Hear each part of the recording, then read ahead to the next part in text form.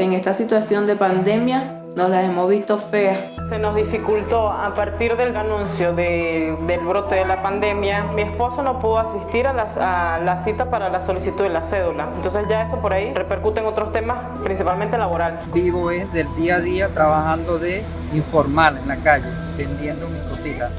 Y ya tengo meses desde que empezó la cuarentena, no tengo absolutamente nada de eso. Lo que yo más quisiera es que mis hijos no tuvieran que estar en la calle, no pasaran trabajo. Y si uno tuviera hijos, tal vez uno aguantaría, pero con hijos no se es fuerte, ¿verdad? Estar así. Muchos venezolanos nos han cerrado las puertas, de verdad es muy bueno que nos estén atendiendo porque sin este centro de atención muchas personas no estuvieran atendidas.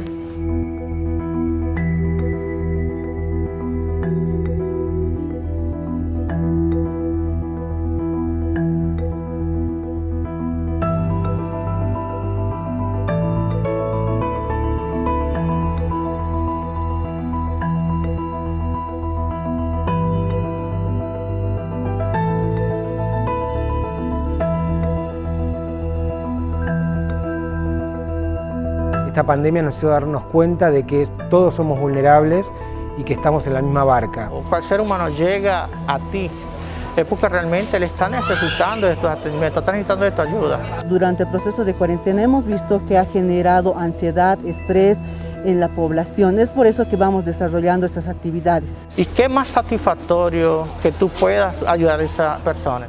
Nosso trabalho é essencial, já que a gente trabalha com pessoas que estão em situação de vulnerabilidade.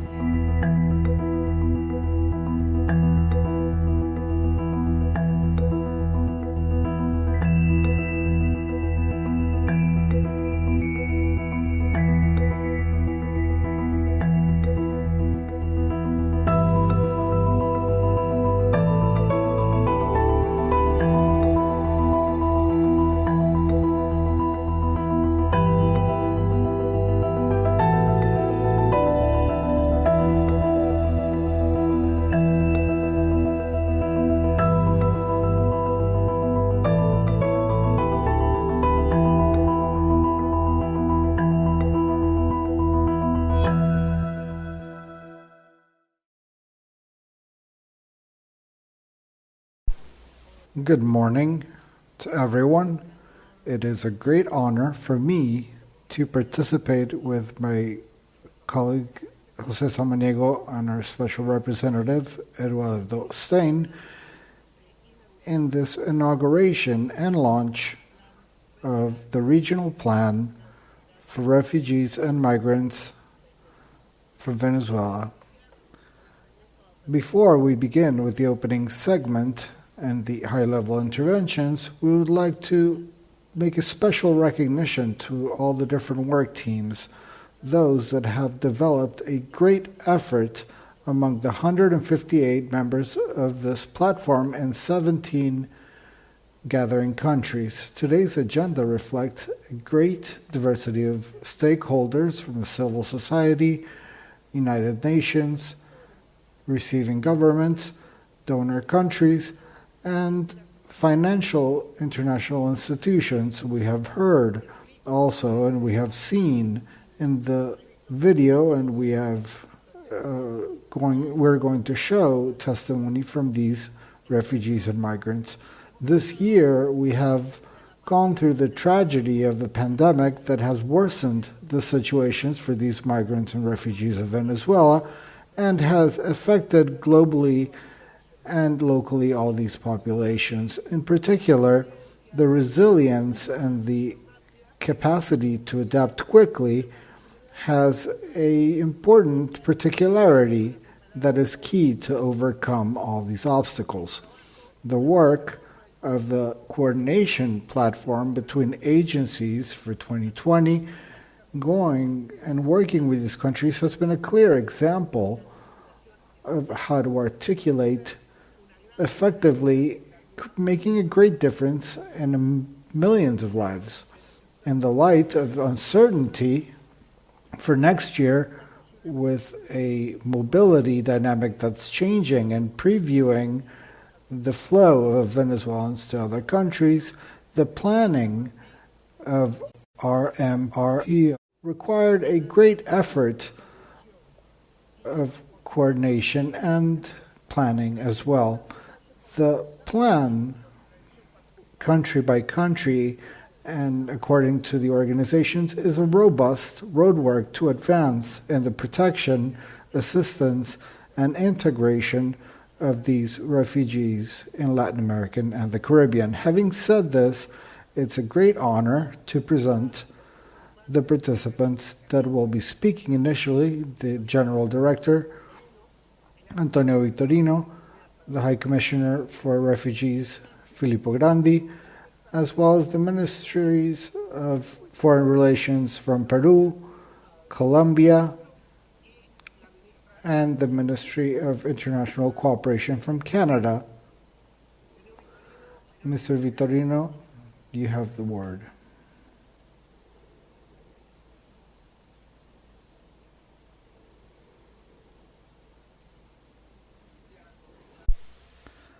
I would like to begin by greeting and thanking the ministers Claudia Blum, Karina Gould, Elizabeth Asete, and my colleague, High Commissioner Filippo Grandi,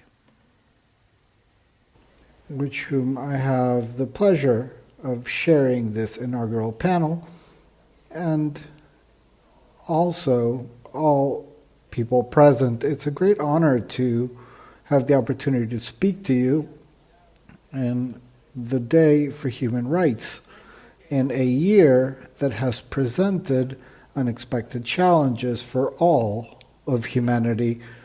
In this scenario that's quite adverse, the platform has shown once again to be an innovative mechanism for coordination and articulation given a humanitarian response in the region. I would also like to recognize and thank our representative, Dr. Eduardo Stein, to promote dialogue and consensus at the highest level possible. Our projections for RMRP 2021 imply a population of 3.3 million migrants and refugees and financial needs of $1.4 billion. We preview a growth of the total number of refugees from Venezuela, more irregularity, and a higher vulnerability of the population that leaves their countries, affecting especially, and we know this by experience, women and young girls, boys, and teenagers. In 2021, we'll continue to be strategic, to have efforts to regularize, protect, assist humanitarianly, and integrate these refugees and migrants coming from Venezuela in their gathering countries. With the disruption of COVID-19, thousands of migrants and refugees have lost their income sources. They have been put out of their homes, and they've been exposed to precarious situations in the receiving countries. We have important efforts taking place to integrate migrants and refugees of Venezuela, such as Colombia, that has a strategy of generating income that we support, and that includes the implementation of productive processes that are sustainable, work, education for these populations, and the promotion of cultural expressions as well as sports in these gathering communities. Or Brazil, the Service for Training in Industrial Situations, began a program to offer certification and education to Venezuelans that offer them better possibilities to get access to employment, and we all know that employment is fundamental. To support an integration strategy, the partners of the platform work complementing the efforts of the national governments and also support local governments having territorial contact directly with these refugees and migrants. And it is necessary, therefore, that these communities are considered in their plans of integration, socially, given that these institutions are key to support the development conditions in communities that are receiving these migrants, particularly in areas along the borders.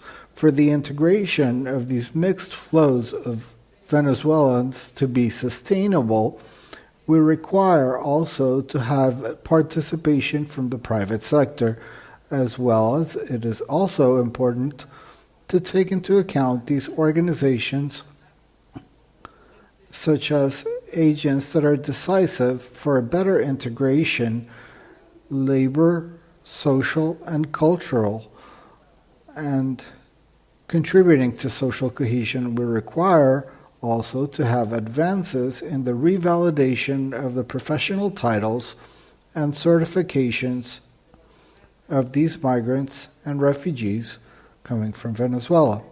The examples of the countries that have allowed the staff from Venezuela to add the COVID-19 from the health services are an example of a way to integrate them into this emergency. Also, I would like to highlight the regional strategy of socioeconomic impact in the Quito process.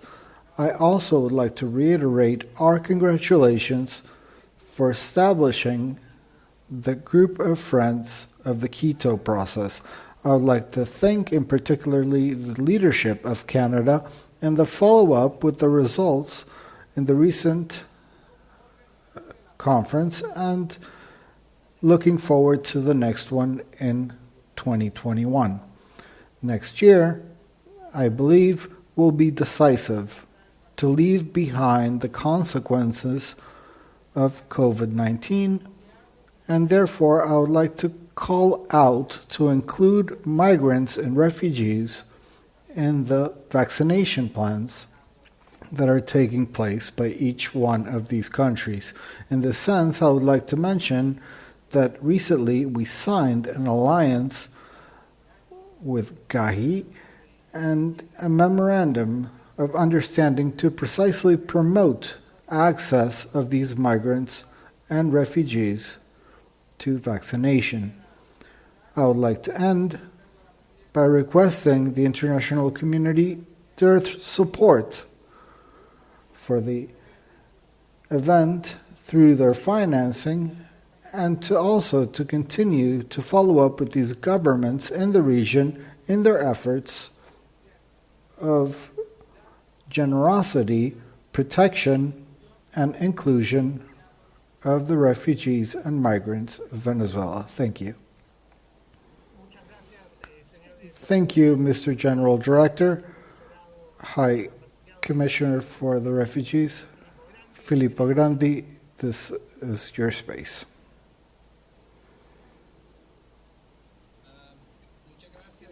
Thank you, Diego, and good morning to everyone from Geneva, especially the ministries from Peru, Colombia, and Canada, my friend and colleague Antonio Vitorino, Eduardo Stein, José Samaniego, and everyone else. It is said often that coronavirus does not discriminate, but the reality is the pandemic does discriminate.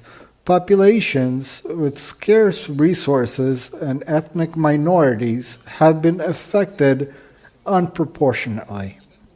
And at a worldwide level, Latin America and the Caribbean, with less than 10% of the world population, represent 1/3 of all the deaths related with COVID-19. For 4.6 million refugees and migrants from Venezuela that are among the most vulnerable people in the region, the pandemic constitutes an additional threat. The regional plan for response of 2021 that we are presenting today responds to the need of these refugees, migrants, and communities that include, obviously, physical health, emotional health, and psychological well-being that are impacted directly by COVID, but also the protection and humanitarian assistance, as well as social and economic integration. It's important to highlight that more than 3.4 million Venezuelans have obtained protection as refugees. They request asylum or they have benefited of some sort of permit in the region. Brazil, Colombia, Costa Rica, Ecuador, Peru, and other countries have reinforced and facilitated access to asylum. They flexibilized some requirements, extended the validation of these documents, validity of the documentation, and offered protection alternatives.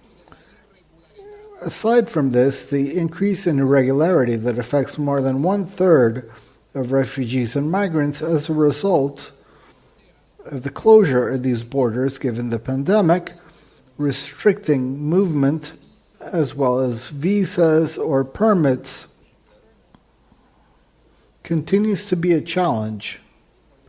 The restrictive measures have had a significant effort or impact in the increase of gender violence.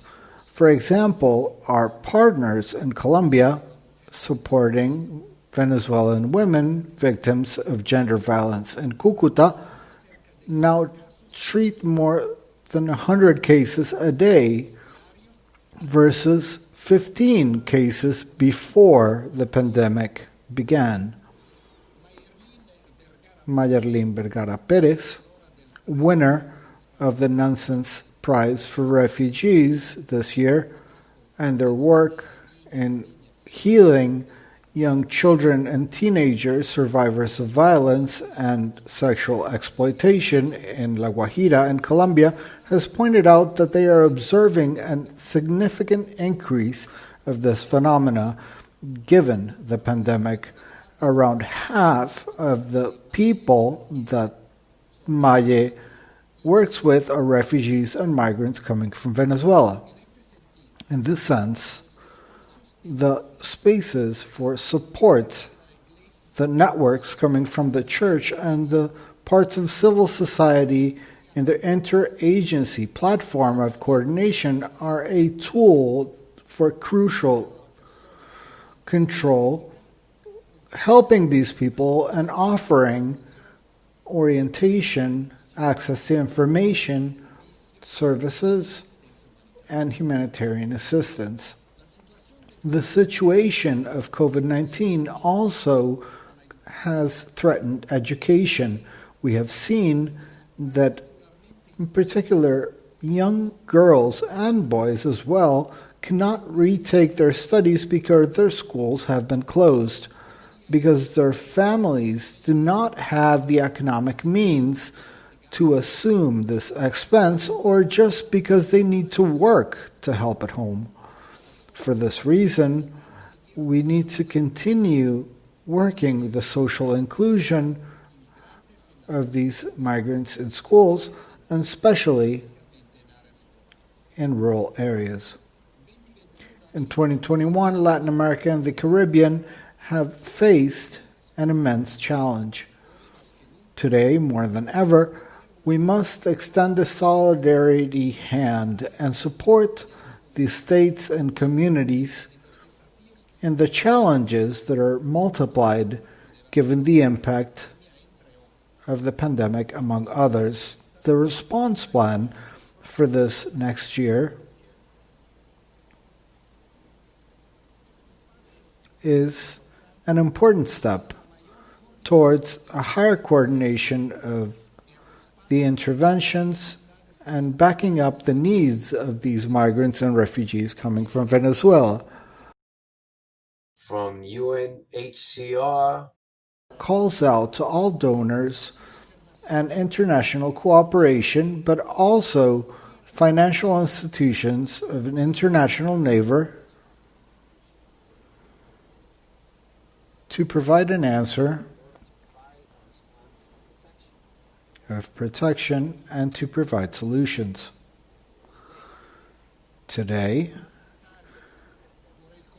we are affected by this pandemic and a poverty pandemic because of the restrictive measures, and another given the humanitarian situation that is deteriorating in the region.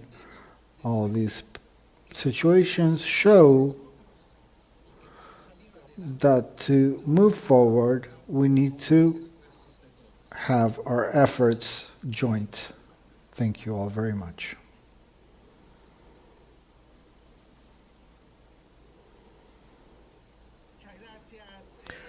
Thank you very much, Mr. High Commissioner. As we mentioned, we hope to have a video from Elizabeth Asete from Ministry in Peru. Esteemed friends, today it is an important day for Peru. Today we launch the Response Plan for Refugees and Migrants 2021 that will be executed by the agencies in Peru in coordination with different public and civil society agencies. This initiative has the important goal of attending these migrants in our country that have left their own, and in many cases, their families and friends, putting their hopes in looking for a better future and safety for their families. Peru is a country that gathers migrants, and a proof of this is our history and our cultural diversity, where we show visible many of these manifestations, the same that with the years we have adopted and made our own. I would like to highlight that currently more than 1 million migrants from Venezuela live in Peru, and of those, half are requesting refugee status, making us the primary country in the world that gathers these requests. From their time in our country, we have tried to offer the attention that these people require. In this sense, we have implemented a series of legal permits that allow them to stay and work supporting the regulatory migration. Given the pandemic, we are in a complex crossroads, both economic and social, that has meant important changes in our daily living. For this reason, our country has tried to maintain medical attention in COVID-19 cases, not only for Peruvians, but also to those coming from abroad. In this important effort to offer the medical help, we have the support of United Nations and their agencies that in a coordinated manner have been supporting the need of these population. And for this, it is especially significant that this response for 21 takes place. This instrument consolidates the strategy and the qualities of all these organizations that are part of this work group for refugees and migrants. So together we can offer a response in an effective manner to the needs of these refugees and migrants coming from Venezuela. This plan will be positively redundant with the efforts of our country and the spirit of collaboration, international and national, and this will also allow to work together and complementary in priority topics such as protection, integration, and attending the basic needs of these migrant populations. generating an emergency response for all those that cannot have access to the basic resources and that do not have a support network. I would like to point out that in the framework of this plan, we also like to include a look at the future to include medium and long-term solutions trying to ensure a successful integration of these migrants in our society. Esteemed friends of the United Nations and their agencies, also, besides thanking your efforts in our country, I would like to reiterate the commitment of the Peruvian government to attend efficiently and orderly manner the needs of these migrant populations. We hope that you have the best success possible in the implementation of this plan.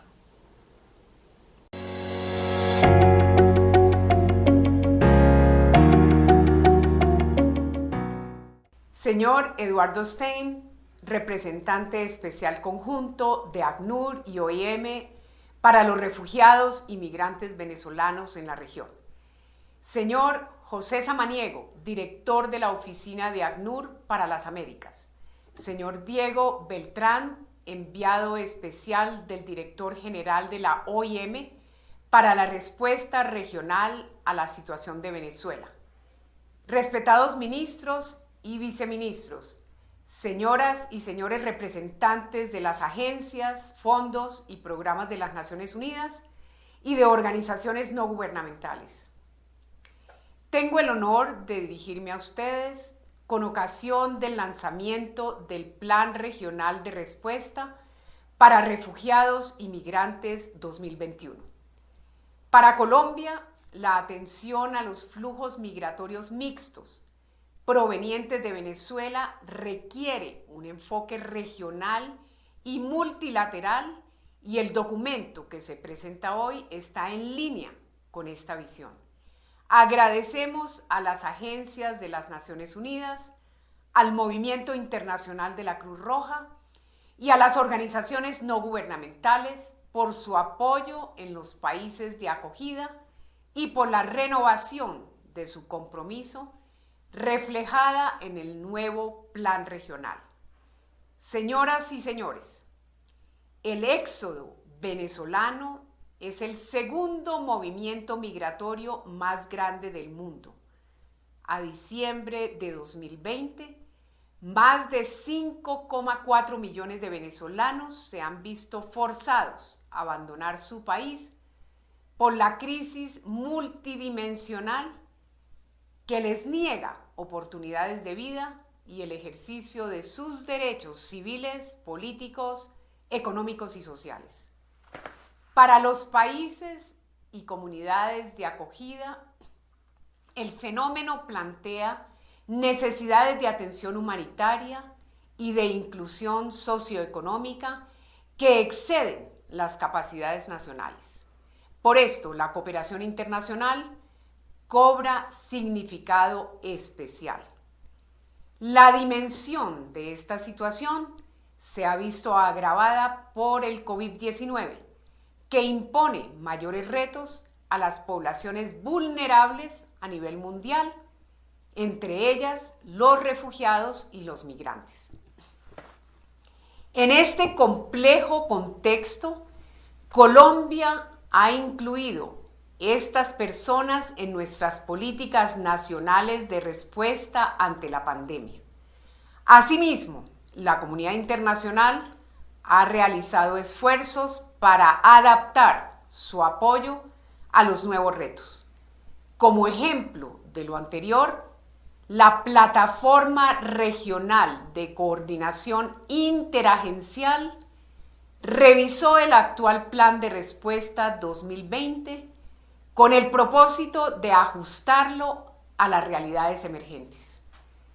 Para atender adecuadamente el fenómeno migratorio, es importante que los estados y la comunidad internacional continuemos trabajando con una visión integral.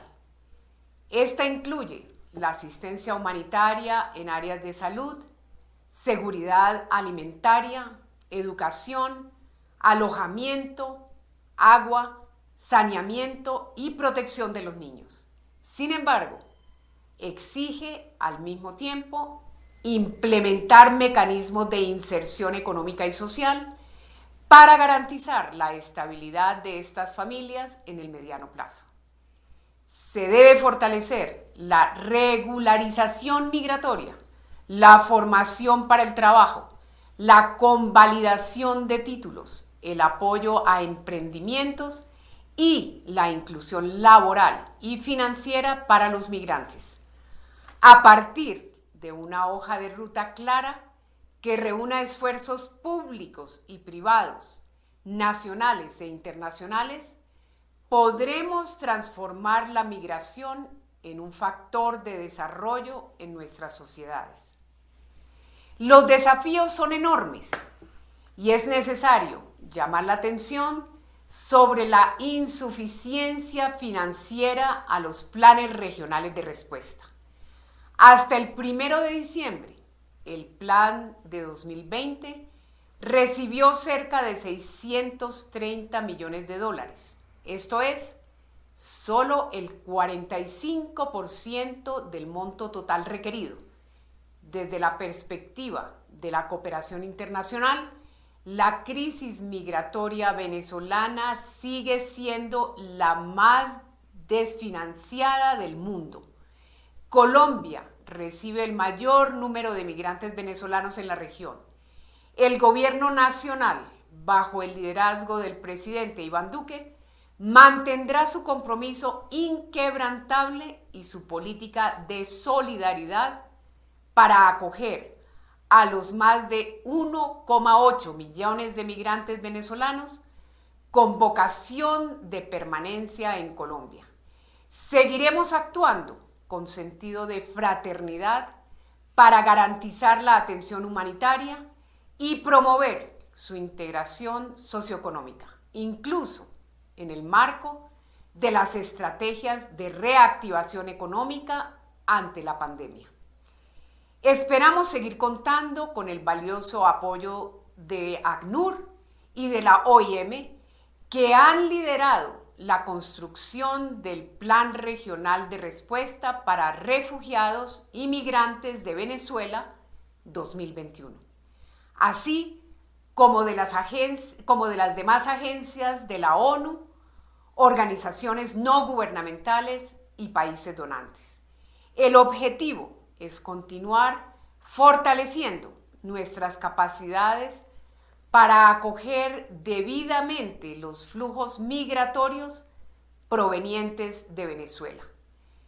Tengo la convicción que entre todos lograremos integrar efectivamente a estas poblaciones en todas las esferas de nuestra sociedad. Es perentorio seguir trabajando por la recuperación digna de sus proyectos de vida y de cumplir con los objetivos compartidos de no dejar a nadie atrás.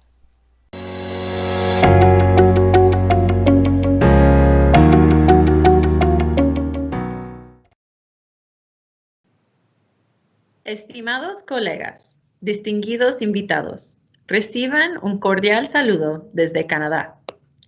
Quisiera agradecer al ACNUR y la OIM por sus importantes esfuerzos para desarrollar este plan de respuesta regional para las y los refugiados y migrantes venezolanos durante este periodo de múltiples retos. En este día conmemorativo de los derechos humanos internacionales, tengo el honor de participar en este foro para abordar uno de los desafíos más importantes que enfrenta nuestro hemisferio, que está teniendo un impacto directo en los derechos humanos de millones de personas en la región. También me gustaría encomendar a los países receptores de la región que, a pesar de los numerosos desafíos, incluido el impacto de COVID-19, siguen recibiendo venezolanos que huyan de su país. No debemos perder de vista que las acciones antidemocráticas del régimen de Maduro, incluidas las violaciones de derechos humanos y las elecciones fraudulentas de esta semana, continúan agravando las condiciones que obligan a los venezolanos a huir. Las necesidades de millones de venezolanos tanto dentro del país como en la región, continúan creciendo y se ven agravadas por la pandemia.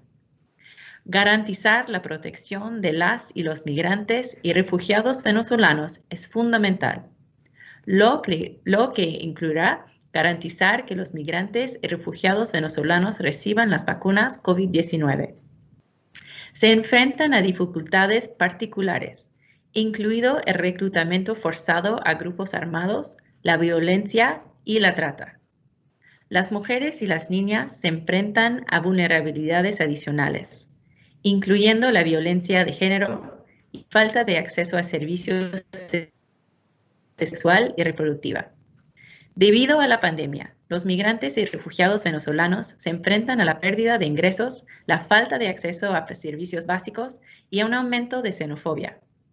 Tampoco debemos olvidar las comunidades de acogida, que suelen tener sus propios desafíos existentes al mismo tiempo que reciben flujos migratorios.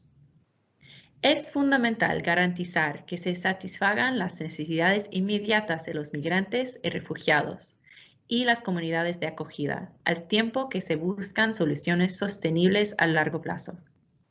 A pesar de los desafíos, los migrantes y refugiados aportan habilidades, conocimientos, innovación y redes a sus países de acogida. La comunidad internacional tiene un papel importante de responder a esta crisis, incluido buscar oportunidades para iniciativas de desarrollo a más largo plazo. En mayo de este año, la comunidad internacional mostró su solidaridad mediante compromisos de más de 2,7 mil millones de dólares americanos en préstamos y subvenciones. Sin embargo, se necesita más para implementar el plan de respuesta para refugiados y migrantes. Con este fin, Canadá acogerá la próxima conferencia para migrantes y refugiados venezolanos en 2021. En anticipación y en colaboración con socios clave, Canadá está emprendiendo acciones para mejorar la visibilidad internacional de la crisis, ayudar a garantizar que se cumplan los compromisos existentes, buscar oportunidades de apoyo adicional y facilitar el diálogo entre actores, incluidos los no tradicionales como el sector privado. Para lograr estos objetivos, a través del Grupo de Amigos del Proceso de Quito, Canadá se está coordinando con otros donantes y se coordina al nivel de altos funcionarios para apoyar las respuestas regionales. Los países receptores han identificado prioridades tales como la integración socioeconómica y asegurar que los migrantes y refugiados venezolanos reciban la vacuna COVID-19. Juntos, podemos garantizar que los venezolanos puedan vivir con dignidad y contribuir a sus comunidades de acogida hasta que puedan regresar a su país. También apoyamos los esfuerzos para restaurar la democracia en Venezuela y brindar un futuro mejor para todos los venezolanos. Gracias. I would like to thank all the participants.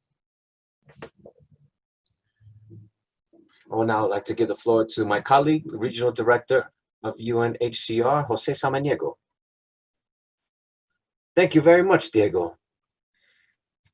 I would like to extend a warm greeting to the General Director of IOM, the High Commissioner, the authorities of all the receiving countries, the representatives of international cooperation, the partners of the platform, and of course, our dear friends, Eduardo and Diego.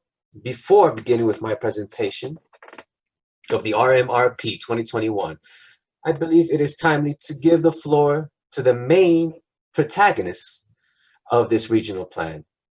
I am referring to the millions of Venezuelan migrants and refugees who have had to leave their country in recent years. It is a great honor to present 3 testimonies of Venezuelans that have now moved to adjacent countries. Testimonies from Anne Angel, Maria Jackson, and Maria Estela are just a sample of many Venezuelans whom require protection and support. As we all know, refugees and migrants have had to face many challenges and many adversities, including a global health emergency without precedent that has affected all the aspects of our lives, and of course affecting the most vulnerable populations. Just to place a bit of context, I would like to share some indicators. At the labor level, according to surveys, more than 70% of Venezuelan population work in the informal sector. 4 out of every 5 lost their sources of income. At the educational level, this year, between 40 and 50% of boys and girls are outside of the educational system. Also, by not being able to pay rent and without being able to receive support, there has also been an increase in food insecurity and a dramatic increase in people being ousted from their homes.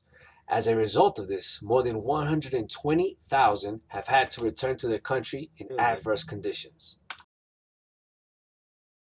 Although this represents a very low percentage of the complete population, this shows the extreme conditions that these families are facing. Although, as we were able to observe last week with Diego in a visit to the border, this trend is now reversing.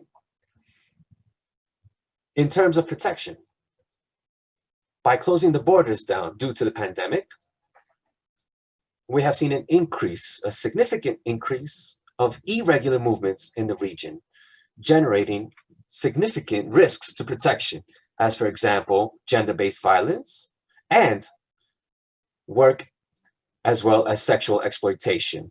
But also, from these testimonies, we will see the courage and capabilities of these resilient individuals that show us that every day, despite their adversities, want to work, study, and contribute. During the pandemic, we have seen many beautiful stories of Venezuelans that joined the battle against the pandemic, COVID-19, with them. As well as with many others, they just want to have an opportunity to contribute in the communities that have received them. As Angel mentions in one of his testimonies, his main aspiration is to get ahead with, or go ahead with this family. And as the Venezuelan expression says, take any advantage possible of all opportunities that present themselves. The regional plan being presented today is key to respond to these urgent needs of Venezuelan migrants and refugees in Latin America and the Caribbean. Our commitment is that in 2021, we will continue working together, 158 organizations together, to respond to the situation of many Venezuelan refugees and migrants, also supporting the receiving communities. What better for the International Global Day of Human Rights than to listen to the voices and see the face of Venezuelan refugees and migrants? As such, without further ado, I would ask you to listen to these emotional testimonies from Angel, Maria Esther, Maria, and her husband Jackson. Thank you very much.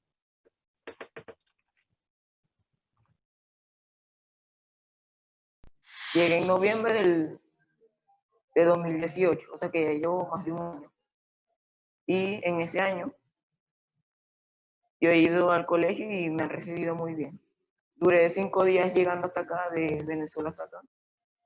Viajé 5 días en autobús. Y cuando llegué al colegio, bueno, me recibieron muy bien. Yo entré al colegio normal. O sea, yo fui sin uniforme. Yo fui solo con ropa normal, porque no tenía dinero para comprar el uniforme. Y ya varios días después mi mamá pudo reunir y me compré el uniforme.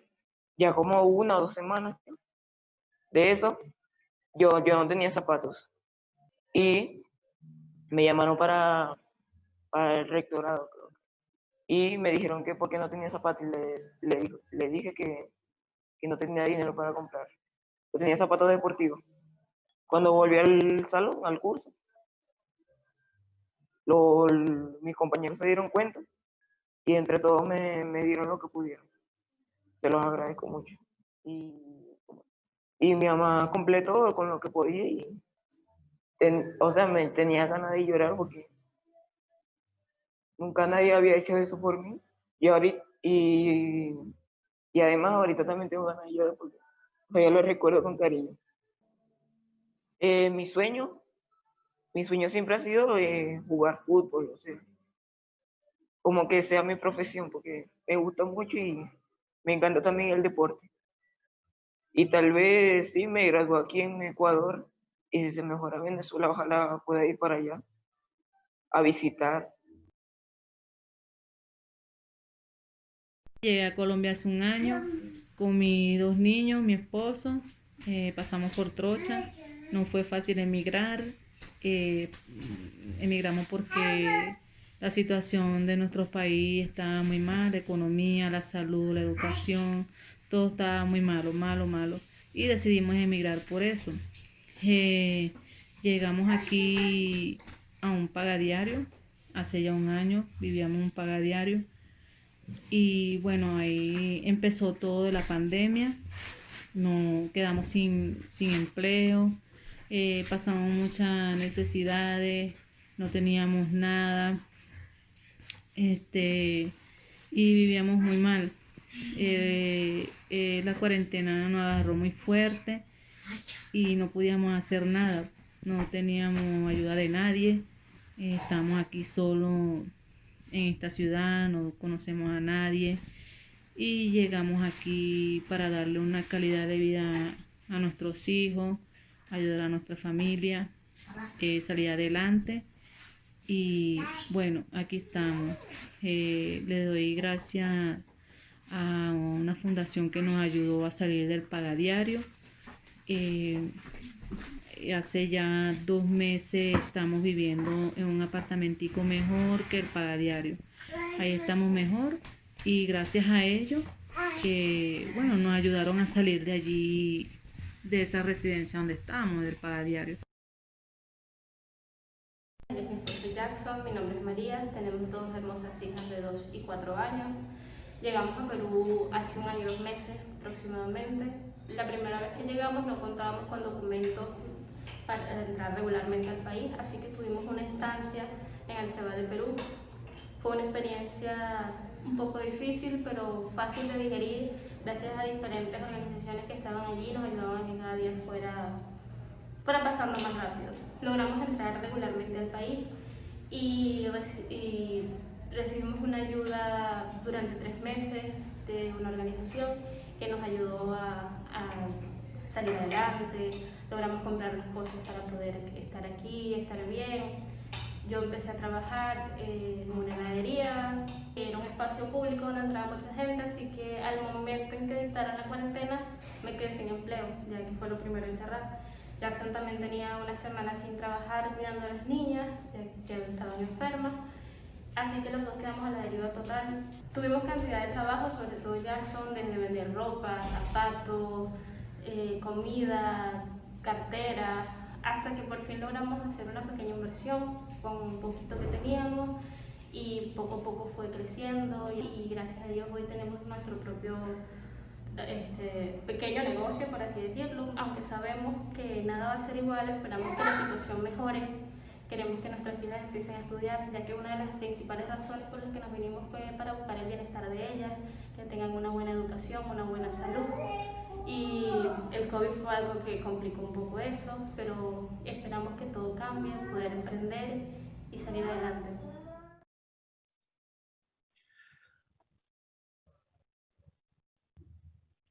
I would also like to thank and congratulate all the stakeholders involved in planning and preparing the RMRP 2021. And would like to extend a special greeting to the General Director, the High Commissioner, and the 3 ministers who are with us on this virtual setting. I would once again like to highlight the impressive work put forth for coordinating and cooperating showcased once again by the 158 partners, which make up the 8 national and sub-regional platforms in 16 countries, 16 receiving countries. The testimonies that we heard earlier showed the magnitude of this crisis of displacement that continues to increase. COVID-19 exacerbated the enormous inequalities that already existed in the region. Refugees and migrants have been and are one of the groups most affected by the pandemic in the many facets. Our plan 2021 has known how to respond with great versatility to these in-depth and profound needs. But we have also been witness to the great capacity of these countries to adapt themselves in order to receive and include these migrants and to provide relief to this desperate situation that millions of refugees and migrants have found themselves in, as has been mentioned earlier by the distinguished speakers before me, as well as by the testimonies that we saw earlier. The General Director, the High Commissioner, and the ministers highlighted the increasing irregularity and consequential risks towards health and protection, as well as the impact of COVID-19, which incited massive unemployment, loss of homes, lack of access to healthcare and food, lack of access to education, basic needs of water, sanitation, hygiene, and regularization, as well as documentation, which are the main concerns of refugees and migrants from Venezuela, and a priority for the RMRP 2021. In the same fashion, campaigns against xenophobia and stigmatization of refugees and migrants, as well as the renewed efforts of socioeconomic integration to the receiving countries and communities, will also be central to this response plan. In the last quarter of 2020, we have seen a gradual opening of economies, and measures are restrictively being lifted. This has led to a renewed flow of migrants and refugees leaving Venezuela. For 2021, we foresee a gradual opening of the border, which will allow regular flows from Venezuelans to other countries to increase. And for the end of 2021, the global number of refugees and migrants will reach the number of 6.2 billion throughout the world, of which 6.2 million refugees and migrants, 5.3 of which will go to Latin America and the Caribbean. Many of those will require humanitarian aid under the framework of the RMRP. This is in addition to the needs of other populations, which will require aid under the framework of this plan, including those that find themselves in pendular movements, returning Colombians, as well as receiving communities. It is worthwhile to reiterate that the financial requirements of RMRP 2021 are close to $1.4 billion, which will support 3.3 million individuals, including refugees, migrants, and members of the receiving communities with the highest degrees of vulnerability in the 16 countries. Similar to 2020, the priority areas of the response plan are for protection and integration, However, as a reflection of the continuing impact of COVID-19, RMRP 2021 will also have a significant focus on the areas of health, food security, and as we said, support to economic and social integration, both in receiving communities as well as for those that arrive. Another interesting observation in this brief introduction is the increase in the use of cash and coupons as a modality for the partners to provide the so desired assistance. So timely and flexible funds are urgent to ensure a rapid implementation of the activities stipulated in the plan to support the programs of the states in terms of protection, humanitarian aid, and integration. It is key as such, we reiterate, to be able to support the receiving states in the inclusion of these populations to their national programs and policies for integration. As was mentioned earlier, the RMRP 2021 is the result of a very broad consultation performed out in the field, including civil society, receiving countries, local communities, donators, and of course, the refugees and migrants themselves. At the regional level, this response plan includes, as was mentioned in earlier interventions, key sectors co-led by almost 20 NGOs, Red Cross movement, or agencies of the United Nations system. And to wrap up, the RMRP 2021 is a sample of an enormous coordinated and articulated effort, which showcases the financial requirements corresponding to each country, sector, and organization. We are seeing the biggest response plan globally, of which we should be very proud of. And for us, it's an honor to be able to contribute in some manner to this effort in the hemisphere. It is very pleasing for me to now introduce a distinguished panel,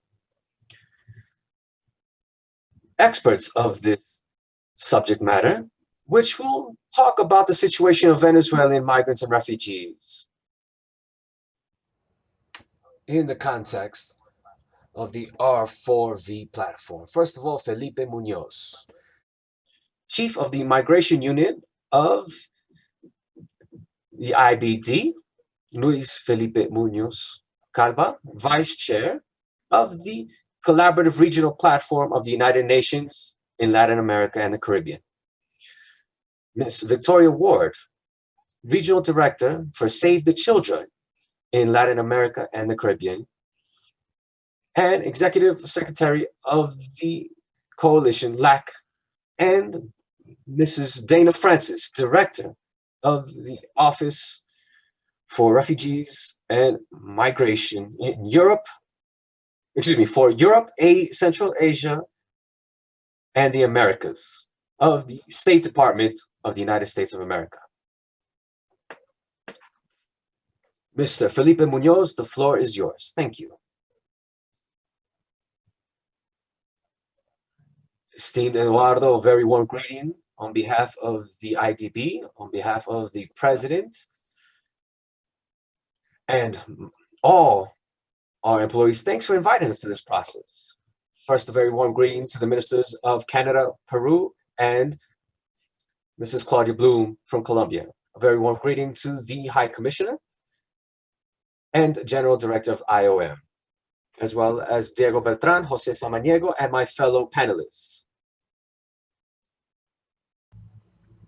The numbers have been shared already, and I would just like to reiterate that this is a growing process. In the last 2 months, according to the numbers from R4V, generated by the same platform organizing this process, we have seen an increase of 20% of Venezuelans leaving towards adjacent countries. It continues to be countries like Colombia, Brazil, Peru, but also cities like Lima that has now more than 600,000 migrants, or Bogota with more than 350,000, or Santiago of Chile with almost 70,000, or Quito with almost 70,000 as well, whom are also playing an important role in receiving these migrants and refugees. So we also have to take into account the local context. But also in Central America, countries like Panama and Costa Rica have opened their doors to Venezuelan refugees and migrants.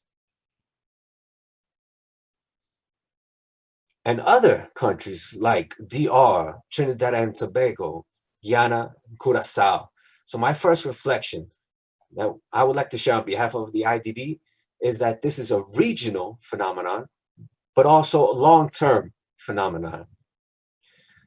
Eduardo mentioned some numbers from the surveys, which show us that this will not end soon, not only due to the political situation in Venezuela, but also many of these migrants are now organized where they reside, and the situation in Venezuela will take a while. So this is a long-term process. And what do the numbers also indicate? We have an exercise with 7 countries in the region: Argentina, Chile, Colombia, Costa Rica, Ecuador, Panama, and Peru,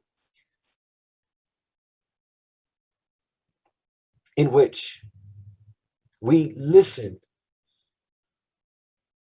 and take testimonies, and we see that there's an increase in xenophobia and protests in these countries, despite the enormous efforts that the countries have to include them.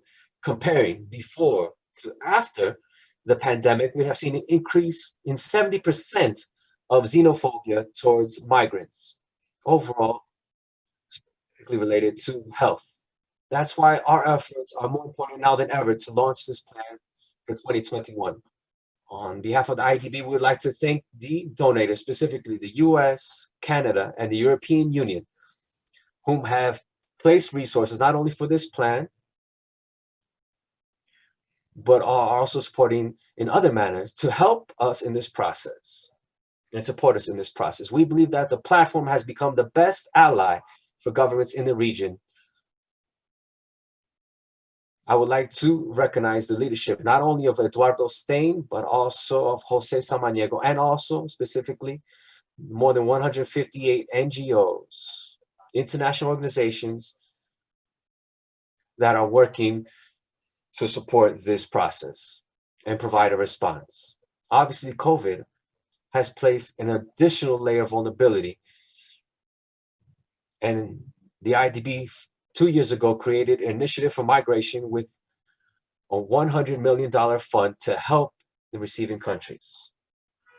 In addition, April of this year, we formalized the creation of the unit that I lead since August in the social sector of the bank, working on education, work, gender, and diversity to help organize a response that has allowed us to work with receiving countries on 7 operations until now, being as a liaison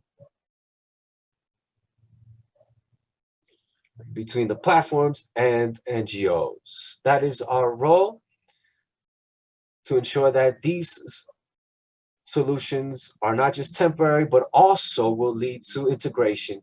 That's how we have been working in Colombia, in the Guajira, the northern sector of Colombia, in including migrants in many projects, as well as improving their opportunities for employment. In Ecuador, in providing social protection to include migrants in the response, or in Peru, to support their efforts in the integration of migrants. In Brazil, as well, as we have done and continue doing so in Dominican Republic, Belize, we have this opportunity to support.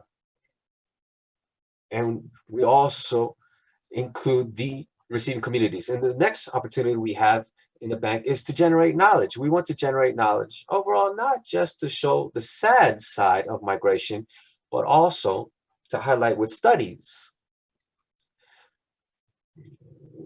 from evidence compiled from 10 countries showcasing the positive contributions of these migrants to their economies.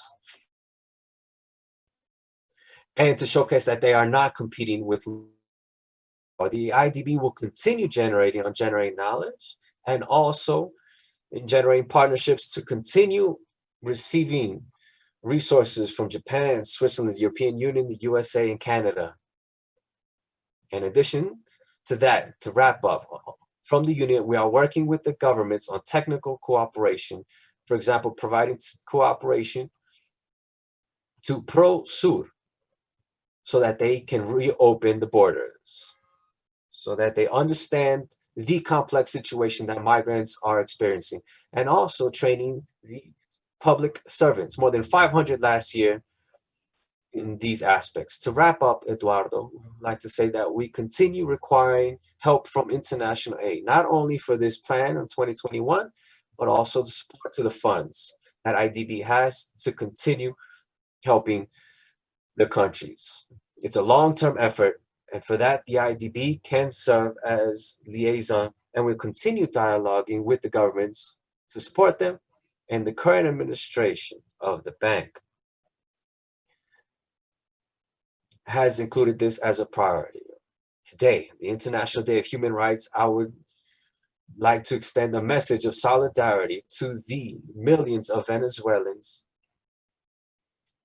men, women, children, teenagers that are migrating to their countries and currently residing in these other countries, that we will continue supporting your efforts. We are here to help, to support, with the same end game in mind. Thank you, Eduardo. Thank you very much for that. We will now give the floor to Luis Felipe Calva, Vice Chair of the Regional Collaborative Platform of the United Nations in Latin America and the Caribbean. Thank you very much. Eduardo, I'd like to begin very briefly by greeting, of course, the ministers from Canada, Peru, and Colombia. As has been said earlier, they form an important part of this event. And of course, the General Director of the IOM, Antonio Vitorino, the High Commissioner of the United Nations for Refugees, Filippo Grandi, to you, Eduardo Stein. I'd like to acknowledge the enormous efforts that you have put forth. Of course, to José Samaniego and Diego Beltrand, my dear friends from UNHCR and the IOM. Diego in his role now, Special Envoy of the IOM for Refugees and Migrants from Venezuela.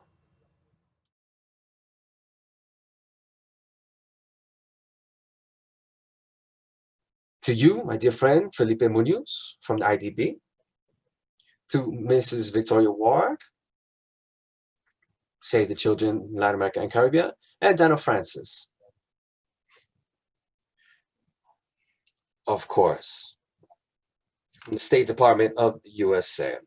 It is truly an honor to be able to participate in this ceremony for the global launch of the response plan. The two important words for me would be congratulations and thank you, or thanks rather. Thanks for this enormous effort put forth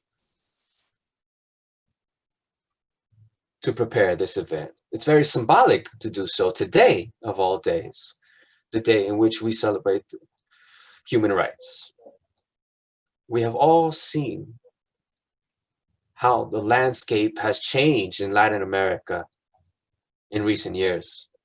Undoubtedly, the situation of migration coming from Venezuela in the last 5 years has become the most significant migratory movement in our region and has changed the tendencies of human movement. It is very important to say that this has been a growing challenge, which we have been facing collectively in a coordinated fashion, and requires decisive efforts. As was being mentioned by the Chancellor of Colombia, this requires greater efforts in terms of the financial resources required, as mentioned by Mr. Felipe Muñoz. This is not a short-term effort, it's a long-term effort. The question is how we can use these movements as a mechanism to stimulate development in the long term. It's more than 5 million Venezuelans that have left their country, 85% of which are in our region, Latin America. We know that the countries that receive the most are Colombia, Peru, Chile, and Ecuador. There are also receiving countries in the Caribbean that represent an important movement as well. COVID, as was mentioned earlier, has added an additional layer of complexity to this problem. The testimonies that we heard earlier are a clear example and representative example of the important human side that this phenomenon has. It's very important to say that for the national and local governments in the region, the challenges are immense. We have to take the advantage of this development potential. And for that, we need the authorities to promote social and economic integration of migrants. It's a moment in which the potential impact of these migrants, which concerns many, can be taken as an opportunity. In the interagency collaboration platform of the UN, we have a specific coalition for human mobility. As you all know, the co-leadership, this regional platform, is shared between ECLAC and the UNPD. And this specific coalition is led by UNHCR-IOM and UNICEF, but other agencies and funds participate as well from the system. It's a coordinated effort in which we support this vision of long-term development. Human mobility needs to become an opportunity, not only for those in movement, but also for the receiving countries and communities.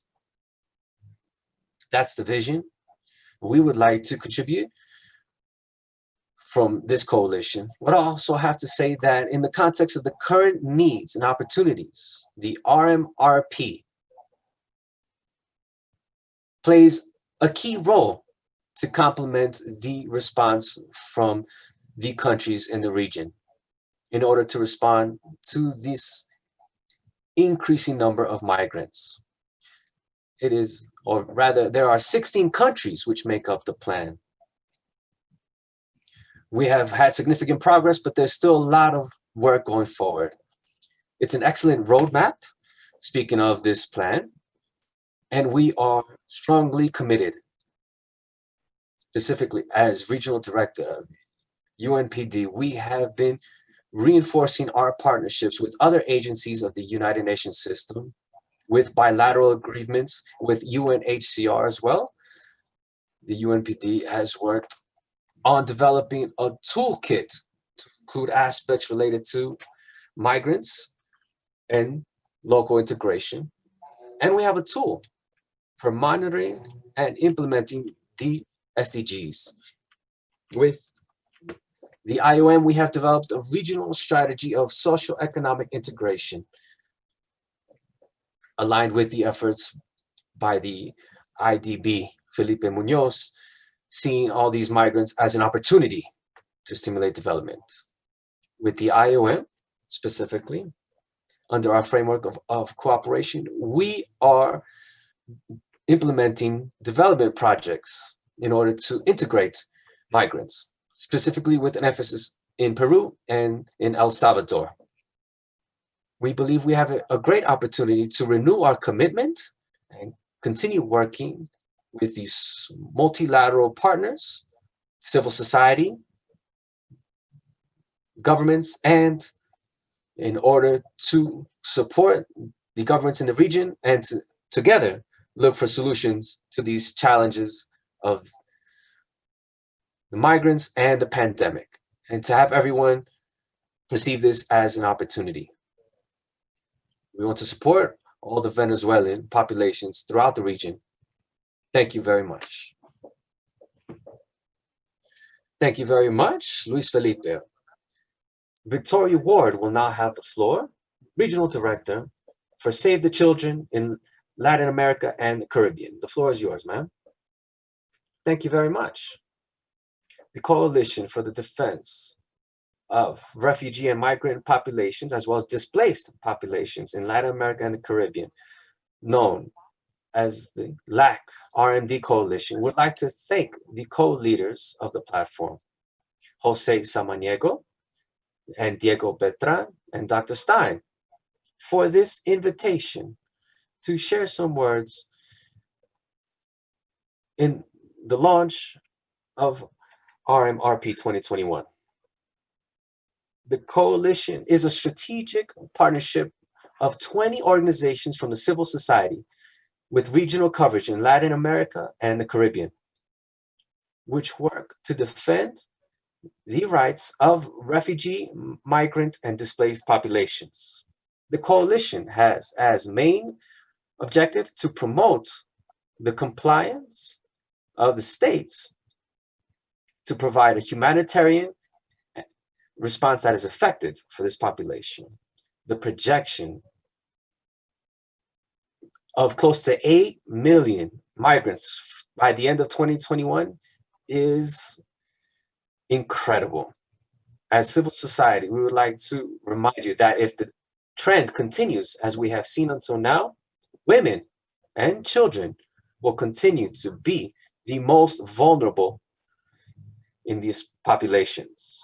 The pandemic has exacerbated the pre-existing needs they had. The COVID quarantine forced the closing of shelters for these migrants. Women, children, LGBTQ communities were forced to go out into the streets and became a target for abuse and exploitation. Also, on the border, women and children from Venezuela are experiencing high levels of sexual violence and kidnapping. As a coalition, we would like to thank and congratulate the R4V platform for generating the space of coordination and articulation necessary between the different stakeholders in order to be able to face this humanitarian crisis, specifically to be the strategy 2021. We remind you that the organizations of civil society represent 80% of the members of this regional platform and 90% of the activities that are reflected in the plan will take place. For this reason, we find it necessary to ensure the active role of the different stakeholders, but especially of the organizations of civil society, national and local. These organizations are key to know in detail what is happening on the field to understand in a better way what's the way to implement these answers. In the same way, we would not like to leave aside the importance to ensure each day more the voice and participation of the migrants and refugees when it comes to designing the plans of humanitarian response, given that their voice and participation orient the analysis and ensure the real impact of the measures that may take place. For all that I've said before, from the coalition, we would like to highlight 3 challenges to take into account in the implementation of RMRP 2021. The first is to continue to strengthen the strategic look that's common and that ensures that we are thinking in the nexus between the humanitarian aspects and development, having a development from assistential to strategies that help to the insertion social protection, and economic development at the medium term. One second challenge consists in the low financing of this answer, and therefore we would like to call out to generate joint action and to achieve better support from donors and to be able to have a full implementation of everything that has been planned. Furthermore, we would like to encourage everyone to find ways to better integrate the answers towards the population within Venezuela, given that it's not a matter of isolated context, but on the contrary, they are tightly linked. To end, I would like to reiterate our commitment with civil society, with the response to the migration crisis coming from Venezuela, putting at your disposal our knowledge, our wisdom, our commitment to continue to work jointly for the well-being and the rights of the people most affected by this crisis. Thank you very much. Victoria, thank you. Now, Dana Francis will have a chance to speak from the Office of the Refugee and Migration Office for Europe, Asia, and the Americas from the State Department of the United States of America. Thank you, Eduardo, and good morning to everyone.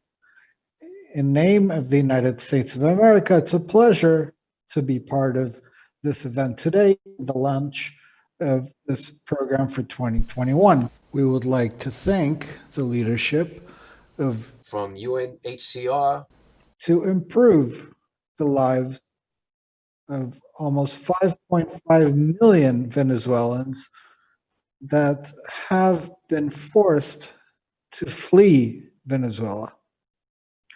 We would like to recognize the High Commissioner, Filippo Grandi, the Director General Vitorino, and the Special Representative, Eduardo Stein, the Regional Director, José Samaniego, and the Special Envoy, Beltrand, for their commitment and their efforts in the regional answer for refugees and migrants coming from Venezuela.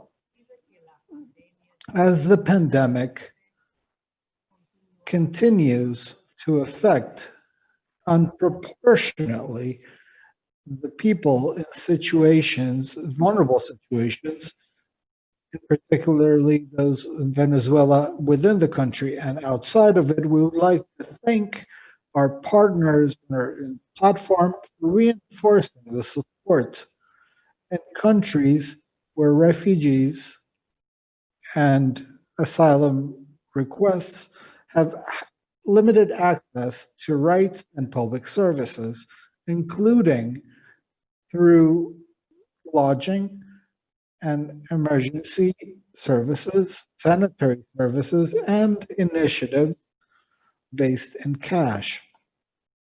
We appreciate especially your efforts in broadening and adapting programs of assistance, as was seen in the revision of the program for 2020 and the global plan for humanitarian response for COVID-19, published in spring. The United States has a firm commitment in offering help to Venezuelans within Venezuela and people that have been displaced throughout the region and their communities. From 2017, the United States has offered more than $1 billion in assistance within Venezuela and along the region. If well, COVID-19 has deepened the need. Some of the challenges faced by the pandemic may converge in opportunities including the promotion of inclusion, social economic inclusion of Venezuelans as the countries that received them reopen their economies. Yesterday, in a virtual monitoring mission, I had the opportunity to witness the impressive work that has been taking place by our partners, both organizations of international nature and non-governmental institutions. Even though we have challenges, we try to integrate the facilitation of Venezuelans through the revalidation and recognition of titles, academic titles, a vital aspect of having access to employment and sustainability. Looking towards 2021, aside from attending the needs of Venezuelans with humanitarian help, the United States continues to advocate for the legal status of Venezuelans, the local integration, access to education, employment, protection, and social cohesion to reduce tension within the communities they come into and to promote self-sufficiency of these communities. The United States also will continue to advocate for a higher coordination and responsibility that's shared in this humanitarian response. This includes our participation in international forums, regional forums about the Venezuelan situation as the Quito process, where we feel proud to participate as friends, and where recently several of our experts have participated in the diverse work and technical groups. The United States also plans to identify opportunities to facilitate the participation of donors, both in this program and the humanitarian response plan for Venezuela, to strengthen contributions of financial nature that reach Venezuelans that are going through this crisis in Venezuela, as well as those that have fled to neighboring countries. Given the situation of the democracy in Venezuela, it is fundamental to ensure that we satisfy the needs and the basic rights of Venezuelans in their country, as well as to board the difficulties that face these communities to flee their homes. Also, we support the organization of a follow-up event to the donor conference of May 26th, where Canada will be hosting. They have our support for this and other events that search to promote these contributions and balance the vision of their financial responsibilities at an international level to guarantee that the humanitarian response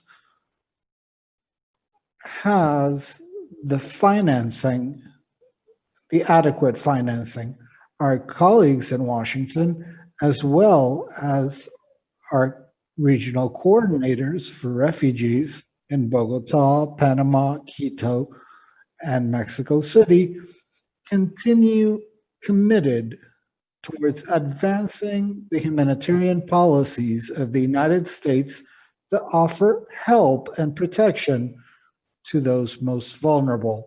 We hope to continue to collaborate with the members of this regional platform to be able to achieve the best integrated response possible. Thank you very much. Thank you, Dana. Thank you, Victoria, Luis Felipe, and Felipe, for your extraordinary and very precise contributions. We then move on to the next part of the program, which will be an exchange of the different panelists with questions coming from the audience. We have more than 1,200 attendees that have connected to this broadcast. Thank you very much.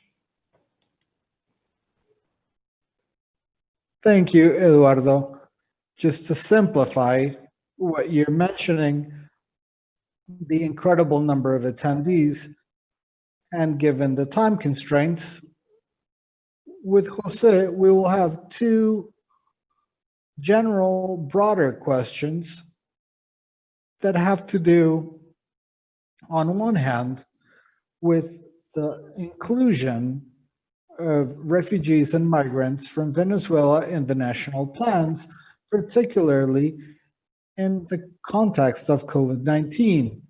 How we see this from the side of our panelists, and also how we make these viable for those working on the side of the government also may have an opinion. This would be one question. Maybe José would formulate the second question, so each one of the panelists can close with a comment based on these questions. Very well. I think of all the presentations, it is very clear that we are in an extremely complicated context, given that the humanitarian situation and the continuous flow of people, we add an economic crisis and strong tension at a local level. Maybe the question we would like to ask is, from your perspective, how might you consider the presence of refugees and migrants as an added value for these communities? Let's look at this from their perspective, or the perspective of a mayor or a neighbor. How can we put in evidence the added value and the opportunity constituted in this flow of migrants? And the second one is very similar and related to what Diego mentioned. In what way can the international community support, not only with resources, but also efforts that might take place to precisely ease the tensions present? Thank you. If you think, maybe we can begin in an inverse order from the presentations. Dana, maybe you can go first. Well, thank you, José. If you allow me, I would speak to your first question about the added value that refugees and migrants can bring to host communities. I want to start by acknowledging the tremendous reception that the regional countries have given to Venezuelans. I really think it's extraordinary how well people have been welcomed into countries and communities. I do think that the refugees and the migrants bring particular skills. They bring a desire. They're strongly incentivized to make a better life for themselves. They are very eager to work and contribute to their communities. And they also bring diversity, which is a good in and of itself. To answer your second question about how the international community can contribute not just money, but in other ways as well, I would say that because we have the view of working all over the world, we can contribute our best practices, our technical expertise in what we've seen in terms of asylum capacity building, addressing gender-based violence, all the other aspects of this, we are happy to contribute from our experiences in other parts of the world. Thank you. Thank you, Dana. Now maybe we could go to Victoria. Well, I would begin with the first question about the challenges of involving the migrant population in the design of these programs. And obviously, it's a challenge in the pandemic, but at the same time, we have to see this as an opportunity. For example, we have managed to put forward a virtual meeting of young people, migrants and refugees, to speak with the representatives of the governments of the Quito process, maybe a month or a month and a half ago. And there are technologies that we're using to offer or to magnify the voice of these communities to the decision makers. We have to find creative ways of doing this and not put these populations at risk. But we are facing these challenges, and I think with creativity, if we open these spaces, we have seen openness from the governments in the region, also internationally, to open these spaces. As far as the second question, with respect to that relating to how to allow these populations at a regional level to begin to understand that it can be a factor contributing to the economic development of their countries to accept the migrant population. I think many people at a political level have understood this at the level of the decision makers, but there must be a campaign in each one of these countries to convince the population, the public.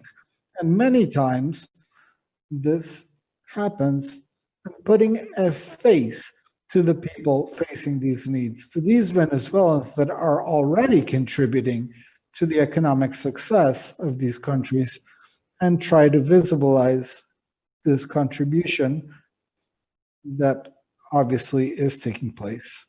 So I would like to close with this to allow others to answer. Thank you very much, Victoria. We'll now give the floor to Luis Felipe to share the perspective from the United Nations. What is your opinion about these two questions? Inclusion in programs and inclusion in the communities. Thank you very much. I would begin with an affirmation. If we review the economic history of our region and the entire planet, some of the periods of greatest economic success have been specifically after or during significant migrant waves. We can learn from that history, and we can clearly see that individuals that decide to go to other countries want to contribute, work, have complementary skill sets. And what we have to do as an international community in supporting the national governments is to create the conditions. How? From the economic point of view, it's very important to create the infrastructure necessary. And here, I'm not speaking about the short term, of course.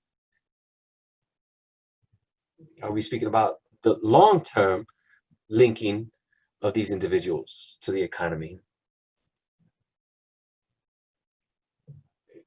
Taking advantage of all that human capital that is arriving, and also to create the appropriate conditions, as Felipe Muñoz will surely mention as well, because he worked on this in the case of Colombia. He knows how to attract all the sectors, specifically including the private sector, in order to generate economic activity and generate employment. I believe that is very important. And that helps for social insertion because the opportunities present themselves. And as an international community, we are already doing this, but we need to continue doing so to create spaces for social cohesion, dialogue, and spaces and venues in which these potential cases of xenophobia are eliminated, and we could show that these populations actually enrich the receiving communities. Thank you very much, Luis Felipe. We coincide completely in the historic perspective about the opportunities that the arrival of individuals from other countries has presented for us. I would like to now give the floor to Felipe to share your perspective as a champion in the national response and now leading one of the main financial support mechanisms for countries in the region. Felipe, please, if you can share your comments about these two questions, one for national policies and second, insertion or rather inclusion in communities.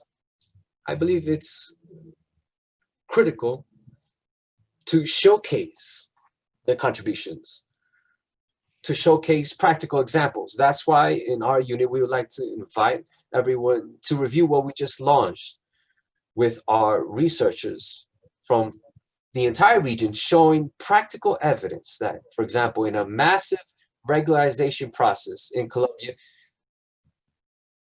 there was no significant impact on the labor market. Our study in Peru, also carried out by researchers from our unit, that showcase that as well. We need to show the evidence. So it's not just left in writing, it's not just wishful thinking, but that the evidence shows, as has occurred in many other countries, that migration, if the countries accept and take advantage of the migration, can be positive. And also complementing what Jose just said, including the private sector. The advantage we have the bank is our private union that can lend to the private sector. That's why we're also working with platforms to see how we can link the private sector in providing a response. In regards to including migrants and refugees in the health sector, we need to begin affiliating them. This is what we have been promoting with the government. And I would like to thank the director of the bank and all the countries that participated.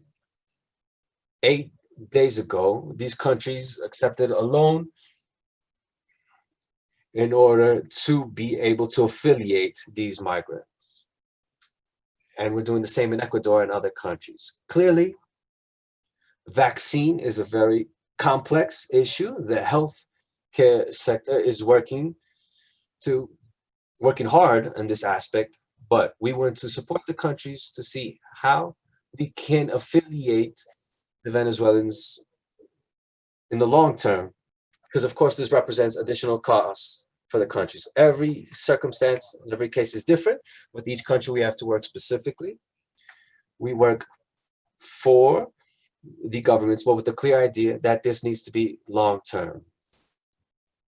What we will promote here in our unit is to continue supporting the governments, but overall that they show the evidence to showcase that the integration of migrants can be economically beneficial for their societies.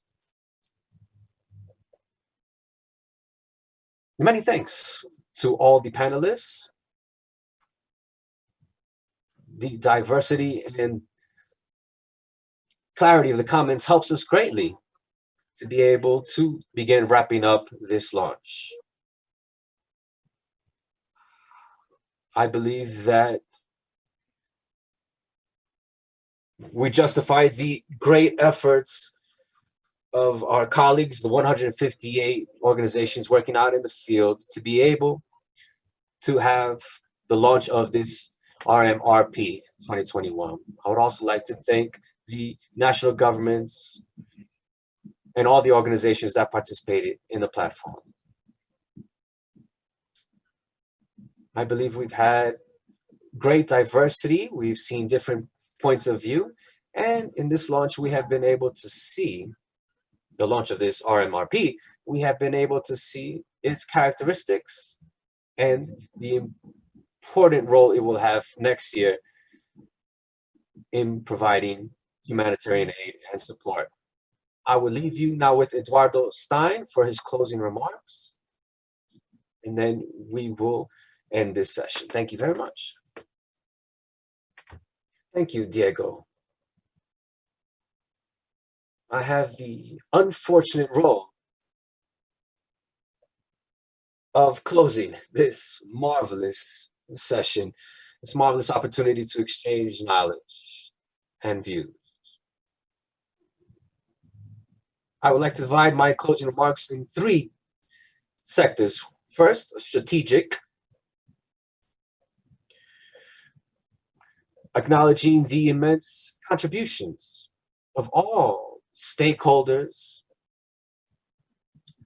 involved in this effort of solidarity and teamwork at the hemisphere level, and also from a more personal level, the trust that has been placed in me by both the General Director, Antonio Vitorino, as well as the High Commissioner for Refugees, Filippo Grandi. But specifically, I would like to thank the extraordinary openness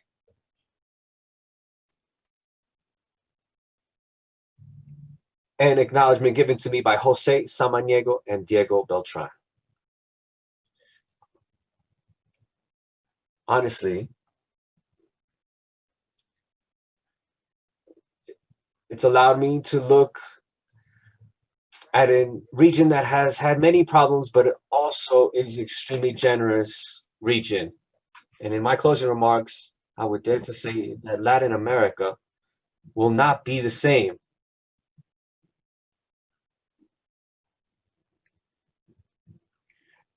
after our efforts to improve the quality of life of our populations in all countries of the region. And this brings me to remember the letter that Simón Bolívar wrote in 1715, in which he shared a vision of a united Latin America. But at that time, unfortunately, experiencing many wars for independence, which required having a strategic vision, which, due to different challenges, including the pandemic, now has the opportunity of manifesting itself in the near future. That the forced Venezuelan migration is allowing us to be able to see that vision of the future. Filippo Grandi was saying in his opening remarks that the pandemic does discriminate. And each of the 158 organizations, agencies, governments, and receiving communities, together with the individuals that have been forced to leave their country,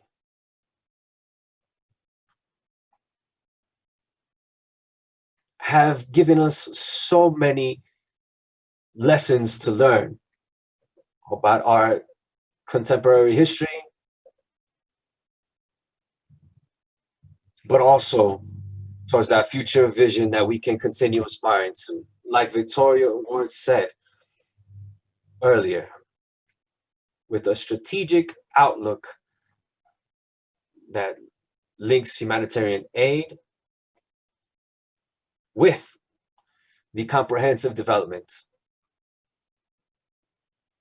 And in terms of financing, words that have been mentioned previously already, financial and technical assistance that is required. And it's with this outlook of the future in which I would like to reiterate my thanks to all the organizations participating. Many thanks to everyone for your participation today. And overall, due to your willingness to continue working together in order to face these challenges going forward. Thank you very much.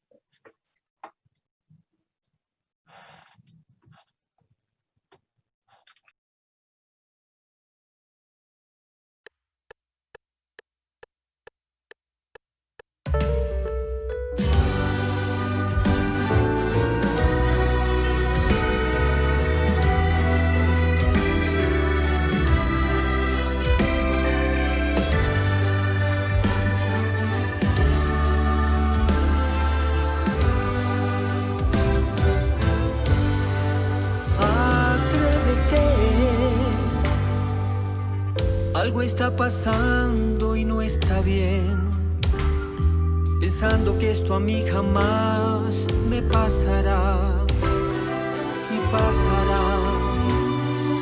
Cada quien probablemente en su momento olvidará. Piénsalo bien, más allá del miedo y el egoísmo cruel.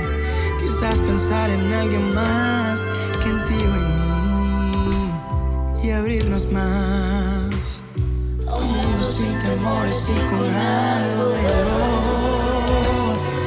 Nada muere, nada acaba, todo se transforma. Ruega con tu mano esa nube gris y azul negará. No hay minutos, horas ni segundos que tú puedas medir. Lo único que importa y nunca acabará es mi amor por ti.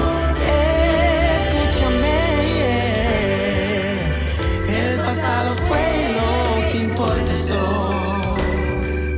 Tienes solamente un presente y aquí estoy. Levántate, que tú eres una mano amiga y necesitarán de ti. Cada paso que tú des será historia. Cada viento de tu pecho una realidad. No has perdido, no has ganado. Has crecido y has cambiado. La casualidad no existe, todo pasa por un porqué. Atrévete. Algo está pasando y no está bien, pensando que esto a mí jamás me pasará. Y pasará. Y pasará.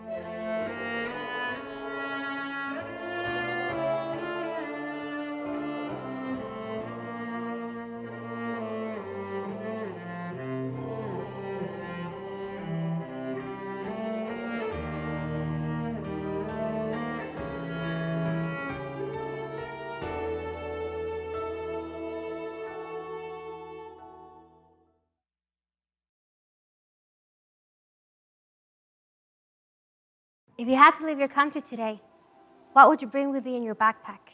How would you fit your whole life in there? Toda mi vida poner en esa maleta y es básicamente pensar en eso, ¿verdad? Así que es primero muy extraño y muy difícil decidir eso. I'll probably take my documents because to start a new life somewhere you need documents. Y tratar de llevarme la mayor cantidad de documentos que puedan probar todo lo que tú has hecho en tu país, sea estudios académicos. This is a reality for hundreds of people that every day, even in the middle of a global crisis, have to leave their lives behind in order to find better opportunities or to run away from a place that is not safe for them anymore. Like that, with just a backpack.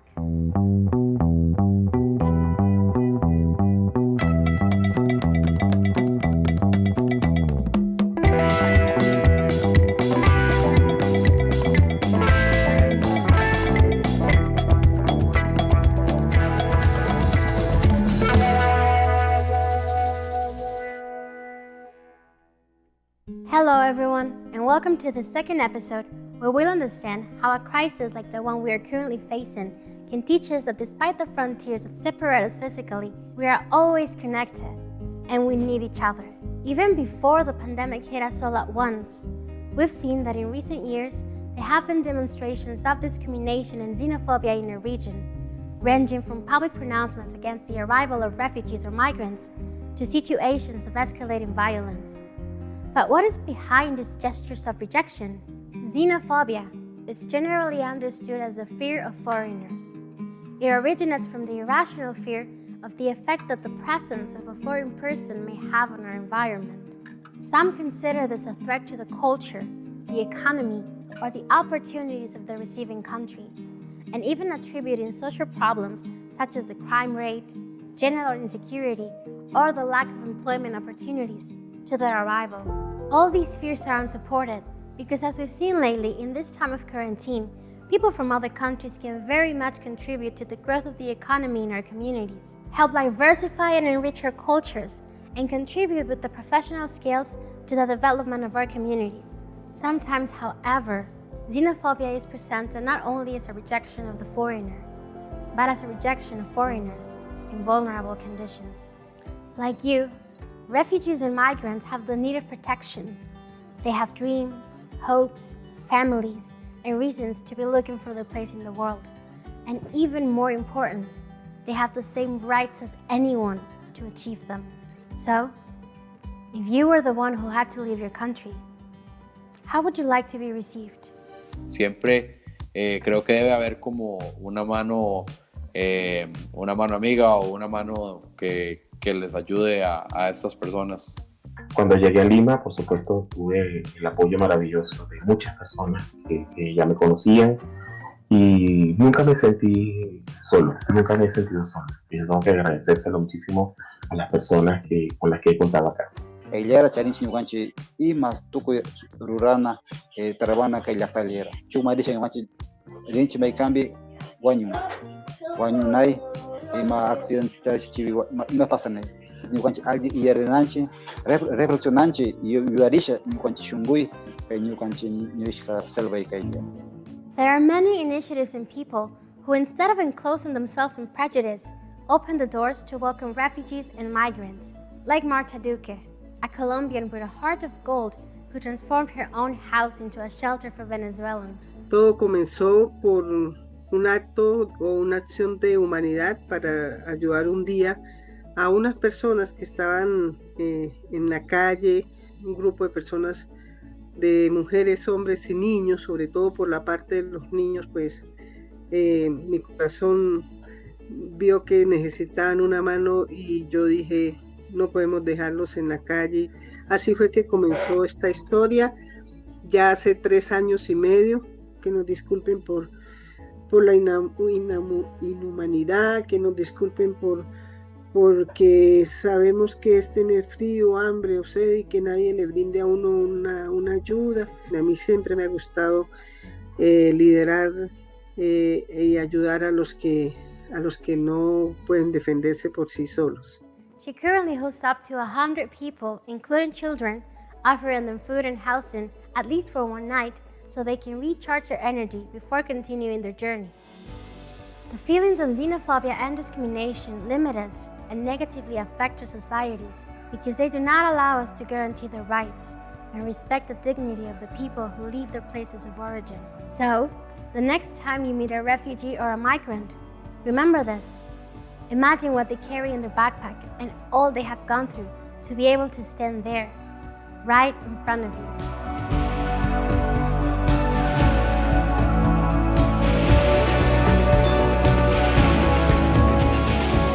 Welcome them and join the change.